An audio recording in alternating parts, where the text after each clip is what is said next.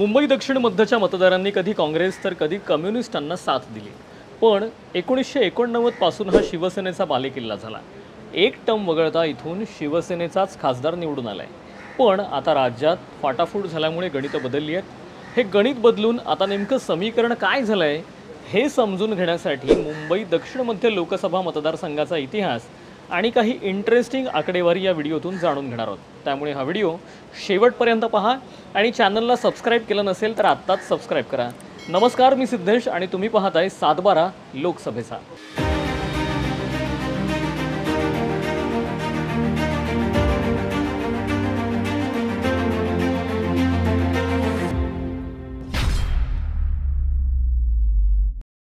मुंबईच्या दक्षिण मध्य लोकसभा मतदारसंघात नेमका राहतो कोण? Middle class, upper middle class की लोअर मिडल क्लास? हे समजून घेण्यासाठी दक्षिण मध्य लोकसभा मतदारसंघ नेमका कोणत्या एरियामध्ये मोडतो हे सुरुवातीला जाणून घेऊया।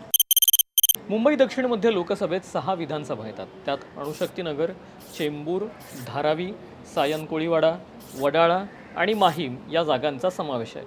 त्यापैकी धारावी ही जागा अनुसूचित जातीसाठी राखीव आहे।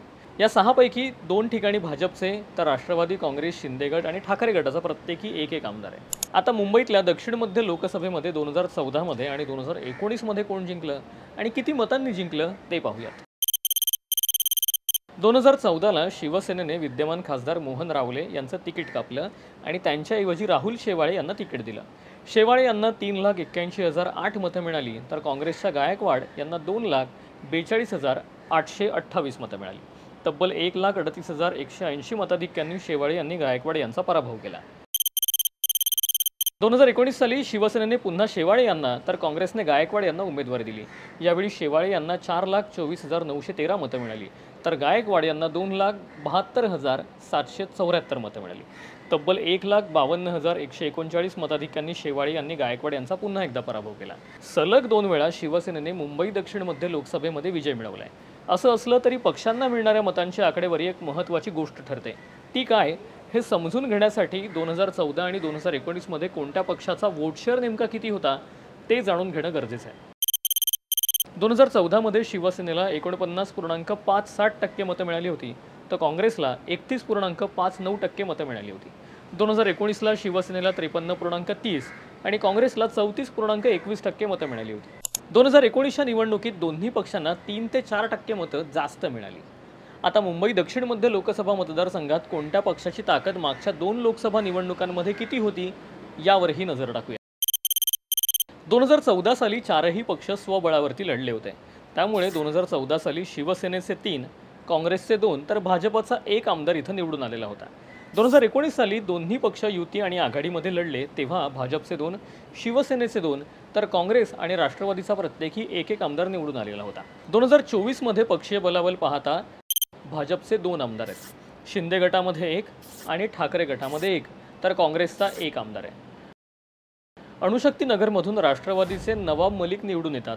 मलिक यांनी अजून तरी जाहीररित्या अजित पवार गटात प्रवेश घेतलेला नाही, पण नागपुरात हिवाळी अधिवेशनात ते अजित पवार गटासोबत सत्ताधारी पक्षासोबत बसल्यामुळे एकच गदारोळ झाला होता। पण आपण अजित पवार गटात प्रवेश घेतला की नाही यावर मलिक यांनी काहीच स्पष्टीकरण अजून तरी दिलेलं नाही। पण फक्त यावरून मुंबई दक्षिण मध्यचा अंदाज बांधता येऊ शकणार नाही।